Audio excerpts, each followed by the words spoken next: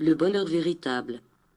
On se persuade souvent que la vie sera meilleure après s'être marié, après avoir eu un enfant, et ensuite, après en avoir eu un autre. Plus tard, on se sent frustré, parce que nos enfants ne sont pas encore assez grands et on pense que l'on sera mieux quand ils le seront. On est alors convaincu que l'on sera plus heureux quand ils auront passé cette étape. On se dit que notre vie sera complète quand les choses iront mieux pour notre conjoint, quand on possédera une des plus belles voitures ou une plus grande maison, quand on pourra aller en vacances, quand on sera à la retraite. La vérité est qu'il n'y a pas de meilleur moment pour être heureux que le moment présent. Si ce n'est pas maintenant, quand serait-ce? La vie sera toujours pleine de défis à atteindre et de projets à terminer. Il est préférable de l'admettre et de décider d'être heureux maintenant qu'il est encore temps.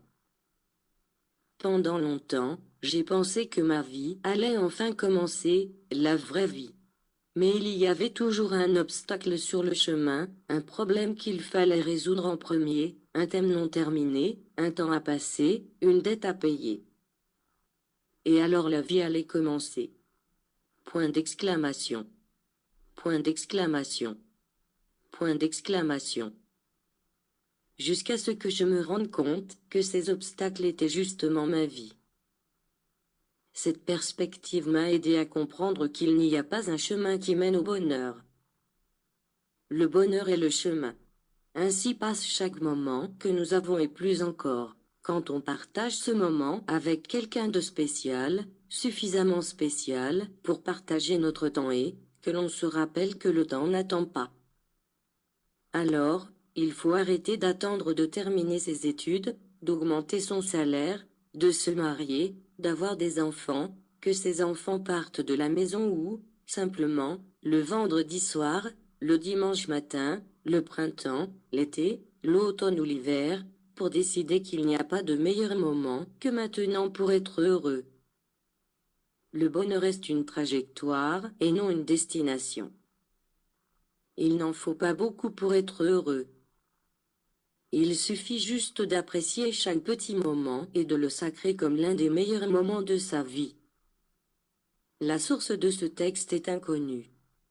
Mais les paroles reflètent la réalité de la vie. Transmettez le lien de la vidéo et abonnez-vous, afin que d'autres prennent conscience que la vie est courte, mais belle. Nous devons la vivre sainement.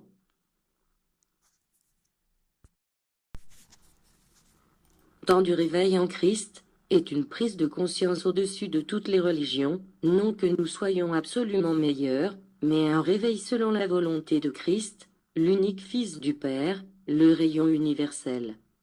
Sa parole et son essence sont aussi universelles, parce que tous recherchent un seul esprit divin. Mais il n'y a point d'unification entre les hommes, Jésus déclare.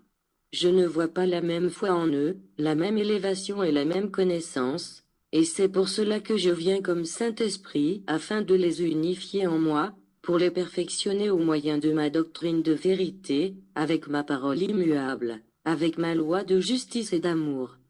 L'aveuglement de la pensée, le manque de foi, l'ignorance de la vérité constituent des ténèbres pour l'esprit, à cause desquelles l'humanité, aujourd'hui, se retrouve perdue.